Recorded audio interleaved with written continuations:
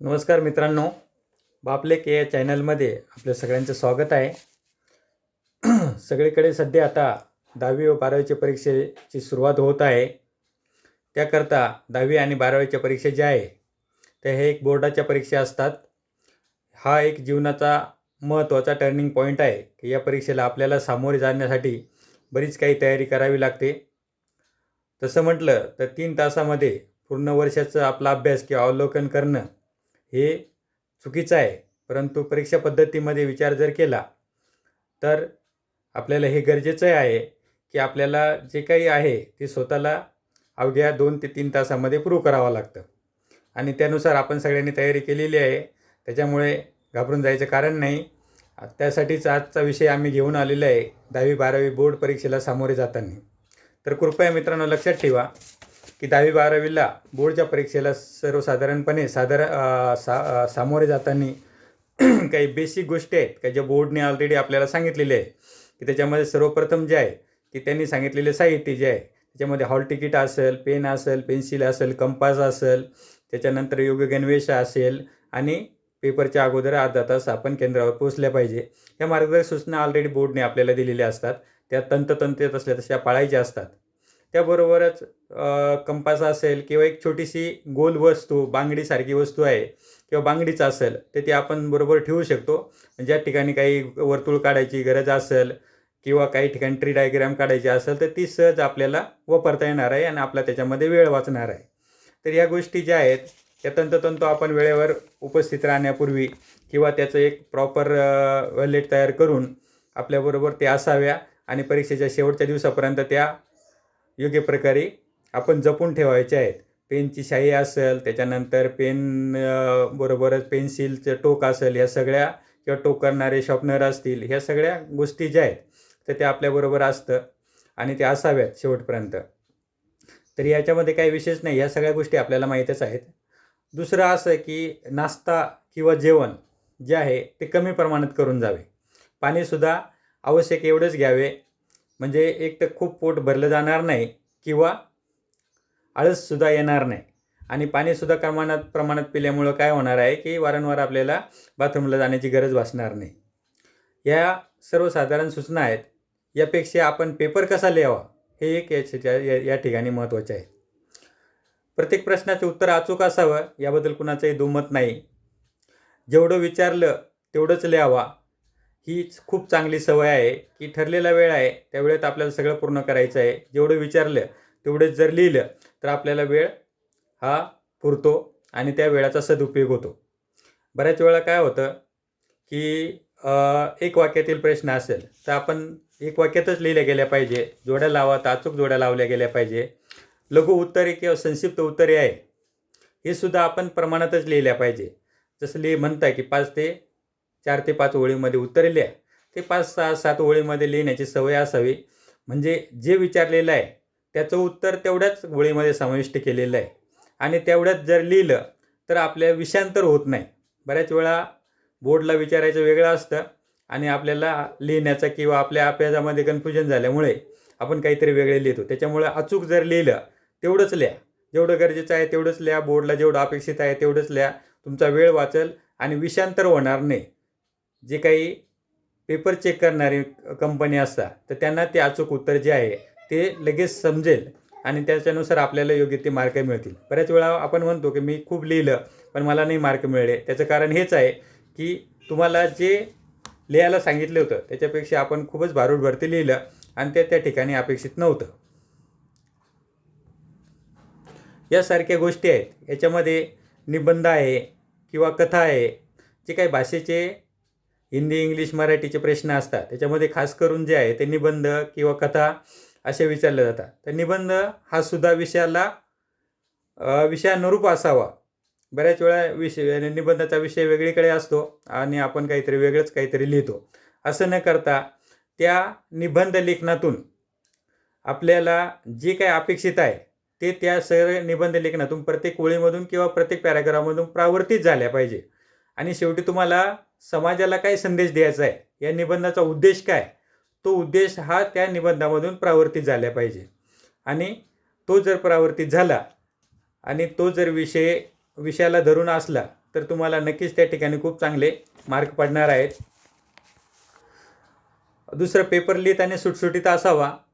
समास हा बऱ्याच वेळा पेपरला दिलेला असतो, पुरवणी वगैरे जॉईन केली तर त्याला नसेल, तर वेळ असेल तर आपण पेन्सिलने दोन्ही बाजूने समास मारायला हरकत नाही. नसेल तर एक विशिष्ट घडी तयार करून दोन्ही बाजूनी आणि त्या घडीच्या मधच्या ज्या भागात आहे त्या ठिकाणी पेपर लिहायला हरकत नाही. सर्वसाधारण पेनच्या बाबतीत बरेच बोर्डचे याचे त्याचे दुमत आहे. बॉल पेन असणे हे सर्वोत्तम. परमनंट जेल पेन असणं याच्यावर बरेचसे त्याच्यामध्ये मतभेद आहेत. त्याच्यामुळं जेल पेनच्या ऐवजी बॉल पेन हा असावा. पेन हा अगोदर रुळवून घ्यावा, म्हणजे खूप फेंट चालणार नाही किंवा खूप डार्क होणार नाही किंवा त्याचे इम्प्रेशन उमटणार नाही. दररोज नवीन पेन वापरावा, म्हणजे वेगवेगळे पेन वापरले तर वेगवेगळ्या शेड्स तयार होता आणि तुम्ही कुठंतरी कॉपी तयार केली, कुठंतरी बघून लिहिलं, असं होण्याची शक्यता असते. सुरुवात करताना आपल्याला जो प्रश्न चांगला येत असेल तो अगोदर लिहिणे हे गरजेचं आहे. कारण पहिलाच जर प्रश्न चुकीचा लिहिला तर चेक करणाऱ्याचा मात्र त्या ठिकाणी मूड गेल्याशिवाय राहणार नाही आणि आपल्याला त्याचा इफेक्ट जो आहे तो पेपरवर दिसणार आहे. त्यामुळे जो चांगला प्रश्न येत असेल तो अगोदर लिहावा.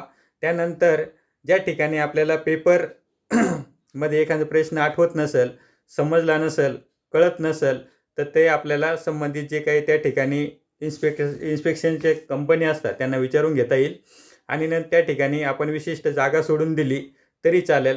ज्यावेळी प्रश्नाचं उत्तर आठवल त्यावेळी लिहिलं तरी चालेल, परंतु काही लिहिण्यापेक्षा जे चांगलं येतं तर त्याच्यावर आपल्याला लक्ष केंद्रित करणं गरजेचे आहे. प्रत्येक प्रश्नाची सुरुवात जसं इंग्लिशमध्ये कॅपिटल लेटर असतं तसं मराठीमध्ये सुद्धा पहिलं अक्षर जे आहे ते थोडंसं मोठं करून घ्यावे. समजा अमर असेल तर हा मोठा पाहिजे किंवा त्याचा जो काना आहे तो मोठा पाहिजे आणि त्याच्यानंतर शेवटचं जे काही लेटर असेल म्हणजे शेवटचा अक्षर आहे त्याचासुद्धा काना हा मोठा असावा. शेवटचा समजा म असेल, मचा काना थोडा खाली ओढा, म्हणजे कुठून सुरुवात केली आणि कुठं संपलं हे सुद्धा आपल्याला नुसता पेपर बघितला तरी तो कळणार आहे. आणि अशा पद्धतीने लिहिलं तर एक पेपर हा अलंकारिक वाटतो. त्याच्यामुळे जे कॅपिटल लेटर आपल्याला लिहायचे असतील तर ते मोठे असतील, इंग्लिशमध्ये असो मोठे मराठीमध्ये असो. इंग्लिशमध्ये सुद्धा पी लिहिला तर पीचा जे काही दांडी आहे ती खाली ओढा किंवा शेवटचा क्यू लिहिला असेल तर क्यूची दांडी खाली ओढा. हे पहिलं आणि शेवटच्या लेटरला केलं तर ते पेपर अतिशय उत्कृष्ट दिसतो. त्याच्यामध्ये काही गोष्टी अशा आहेत की काही डेफिनेशन्स विचारलेल्या असतात, व्याख्या विचारलेल्या असतात. तर व्याख्या लिहिताना मात्र व्याख्या ह्याच्या त्या अचूक असाव्या लागतात आणि त्या व्याख्या लिहिताना किंवा त्या डेफिनेशन लिहिताना महाराष्ट्र पाठ्यपुस्तक विभागानुसार किंवा केंद्रीय पाठ्यपुस्तक विभागानुसार अशी सुरुवात करून जर एखादी डेफिनेशन लिहिली तर चेक करणारा मात्र जो असतो तो समजतो का विद्यार्थी खूप हुशार आहे.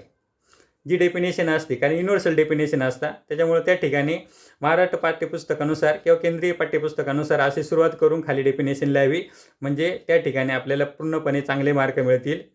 ज्या ठिकाणी डेफिनेशन सायन्समध्ये असतील, 12वीच्या मुलांना किंवा 10वीच्या सायन्समध्ये किंवा बऱ्याच ठिकाणी डेफिनेशन विचारलेले असतात, तर ते डेफिनेशन लिहिताना काही ठिकाणी डेफिनेशन हॅज पर WHO, काही डेफिनेशन ह्या WHOने घालून दिलेले आहे. तर अशा पद्धतीने डेफिनेशन हॅज पर WHO असं जर लिहून खाली डेफिनेशन लिहिली तर अतिशय उत्कृष्ट हा पेपर दिसणार आहे. गणिताचे पेपरसुद्धा तुम्ही शेवटचं उत्तर काढल्यानंतर इक्वल टू आणि आन्सर असं लिहा, म्हणजे इक्वल बरोबरची खूण मारा आणि इज इक्वल टू आन्सर असं लिहिलं तर लक्षात येईल का आपलं आन्सर कुठं आहे. तर अशा पद्धतीने ह्या ज्या गोष्टी आहे काय ज्या ठिकाणी आवश्यक त्या ठिकाणी चौकोन चौकोन मारायला हरकत नाही. बऱ्याच वेळा पेपरमध्ये काय येत नाही त्याच्यापेक्षा काय येतं हे महत्त्वाचं आहे. जे तुम्हाला येत नाही ते विसरून जा. याच्यामध्ये पॉझिटिव्ह ॲटिट्यूड खूप महत्त्वाचं आहे. आपल्याला जे येतं ते आपल्याला येतं आहे असं समजावं, जे येत नाही त्याची भीती बाळगू नये. आणि ज्यावेळेस आपल्याला वाटलं की हे अजिबातच येत नाही तर तरी घाबरायची गरज नाही. 2 मिनटं शांत राहा, विचार करा आणि तुम्ही आठवा तुमचे अभ्यास जर वडिलांनी किंवा आईने घेतलेला असेल किंवा तुमच्या शिक्षकांनी घेतलेला असेल तर त्यांना आठवा. एकदा तो आठवलं का कदाचित तुमच्या प्रश्नाला मार्ग किंवा उत्तर शोधून जातं. बऱ्याच पिक्चरमध्ये दंगलसारख्या पिक्चरमध्ये दाखवून दिलेलं आहे त्यांनी, की ज्यावेळेस अटीतटीची वेळ येते आणि आपल्याला काहीच कळत नाही, त्यावेळेस ज्यांनी तुमचा अभ्यास घेतलेला आहे त्यांना रिमाइंड करा, नक्कीच तो तुम्हाला फायदा होणार आहे.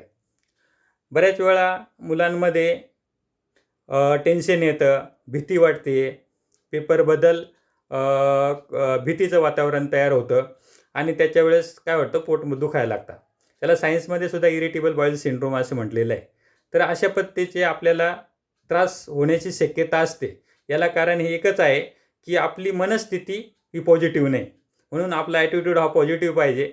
आपली मनस्थिती ही चांगली पाहिजे. साऊंड माइंड असला तर सगळं काही साऊंड होतं. त्याच्यामुळं आपण पॉझिटिव्ह ॲटिट्यूडने जा.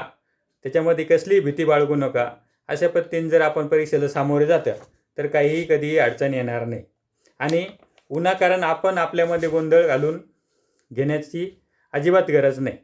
मी म्हटल्याप्रमाणे जे अगोदर येतं, जे चांगलं येतं ते उत्कृष्टपणे लिहा. 1-2 प्रश्न येत नसतील तर त्यांनी काही नुकसान होत नाही. ते शेवटी आपल्याला काही ना काही करून आपल्याला अभ्यास केल्यामुळं ते आठवणार आहे. त्याच्यामुळं चांगल्या गोष्टी प्रथम लिहा, योग्य प्रकारे लिहा, अचूक लिहा. नक्कीच आपल्याला खूप चांगले मार्क मिळणार आहे. धन्यवाद. बापलेक या चॅनलमध्ये सबस्क्राईब करा.